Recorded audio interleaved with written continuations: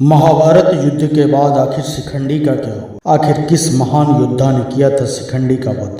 दोस्तों, स्वागत है आपका हमारे चैनल पर। वीडियो में आगे बढ़ने से पहले हमारे चैनल को सब्सक्राइब अवश्य करें और बेल आइकन जरूर दबाएं। चलिए करते हैं ज्ञान की बात। जैसा कि हम सभी जानते हैं, भीष्म पितामह का वध स्वयं शिखंडी के द्वारा हुआ था। पांडवों द्वारा शिखंडी को ढाल बनाया गया और अर्जुन ने अपने बाणों की सहायता से भीष्म पितामह को सरसैया पर लिटा दिया। लेकिन अब सवाल उठता है कि आखिर महाभारत के बाद शिखंडी का क्या हुआ? इस कथा का वर्णन हमें महाभारत के अंतिम दिन में मिलता है, जब स्वयं भीम के द्वारा दुर्योधन की जांघ को तोड़ दिया गया। दुर्योधन अपनी अंतिम सांसें गिन रहा था। तब दुर्योधन ने स्वयं अश्वत्थामा को एक कार्य सौंपा। युद्ध समाप्त होने के बाद कृपाचार्य, कृतवर्मा और अश्वत्थामा रात में बचे हुए पांडवों को मारने का निर्णय लेते हैं। कृपाचार्य और कृतवर्मा दरवाजे पर खड़े हो गए। अश्वत्थामा ने उन्हें धीरे से कान में कहा, मैं अब शिविर के अंदर जाऊंगा और मार काट मचा दूंगा। उन सभी को नहीं छोड़ूंगा जिन्होंने दुर्योधन का यह हाल किया और मेरे पिता का वध किया। कोई भी अगर बाहर बच के आता है तो आप लोग उसे जीवित नहीं छोड़ेंगे। ऐसा कहकर वह शिविर के अंदर चला गया। उसे अपने सबसे पहले दुश्मन धृष्टद्युम्न को तंबू के बारे में पता था, इसीलिए वह चुपचाप वहां पहुंच गया। उसने देखा कि सभी योद्धा युद्ध से थक जाने के कारण अचेत होकर सो रहे हैं। उन सभी योद्धाओं के पास उन्हें स्वयं धृष्टद्युम्न सोता हुआ दिखाई दिया। तब अश्वत्थामा ने उसे पैर से मारकर उठाया। अश्वत्थामा को आया हुआ देखकर धृष्टद्युम्न पलंग से उठने लगा कि अश्वत्थामा ने उसके बाल पकड़कर उसे पृथ्वी पर पटक दिया। जिस समय धृष्टद्युम्न भय और निद्रा से दबा हुआ था, अश्वत्थामा ने उसकी छाती और गले पर घुटने टेक दिए। धृष्टद्युम्न बहुत तेज चिल्लाया और छटपटाया, किंतु अश्वत्थामा उसे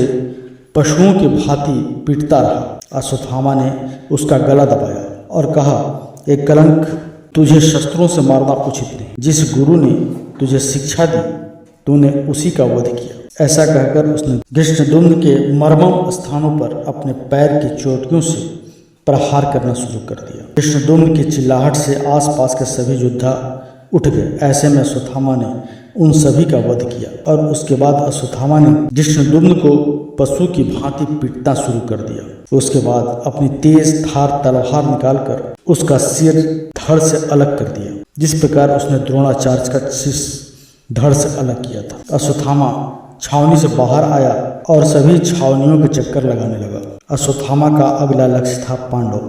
तभी धृष्टद्युम्न की मृत्यु की खबर आसपास के सभी छावनियों में पहुंच गई। धीरे धीरे करके वहां सेना इकट्ठा होने लगी। अश्वत्थामा ने अपने अस्त्र शस्त्रों की सहायता से सभी का वध कर डाला। इसके बाद अश्वत्थामा ने सीधा पांडवों के शिविर में प्रस्थान किया, जहां पर पांडव नहीं बल्कि उनके 5 पुत्र सो रहे थे। उसने पहले प्रतिबिंद की खोपड़ी को फोड़ डाला, उसके बाद सुतसोम की भुजा को काट डाला और उसकी पसली और हृदय पर प्रहार किया। फिर शैतानी का सिर काट डाला। श्रुतवर्मा पर अपनी तीखी तलवार से उसके मुंह पर वार किया, जिससे उसका चेहरा बिगड़ गया और फिर श्रुतकर्मी के सर को धड़ से अलग कर दिया। इस तरह उसने 5 पांडवों के बालकों को मार डाला। उसे लगा कि वह शायद पांडव हैं, लेकिन वह उसके बेटे थे, जिनकी प्राप्ति पांडवों को स्वयं द्रौपदी से हुई। तभी अचानक उस शिविर में शिखंडी आ पहुंचे। उसके बाद अश्वत्थामा और शिखंडी दोनों के बीच एक भयंकर युद्ध हुआ, जहां पहले उसने अपनी तलवार की सहायता से शिखंडी की एक भुजा को काट डाला।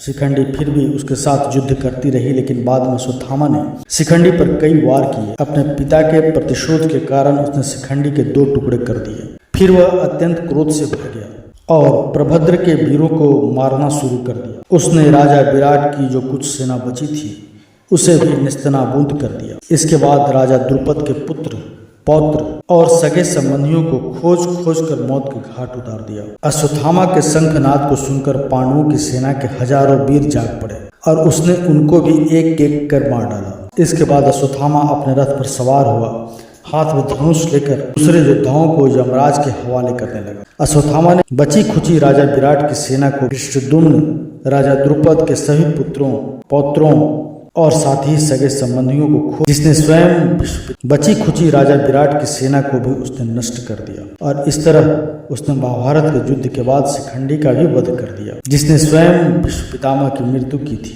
अश्वत्थामा खुद एक यमदूत लग रहा था, जिसके हाथ में एक भयानक तलवार थी जो सभी वीरों के खून से रंगी हुई थी। तो यही था महाभारत के अंतिम दिन का, अंतिम रात्रि का वृतांत। आपको ये जानकारी कैसी लगी कमेंट बॉक्स में हमें जरूर बताएं। मिलेंगे अगली बार एक नई खास वीडियो के साथ, एक नई खास जानकारी के साथ। तब तक के लिए धन्यवाद।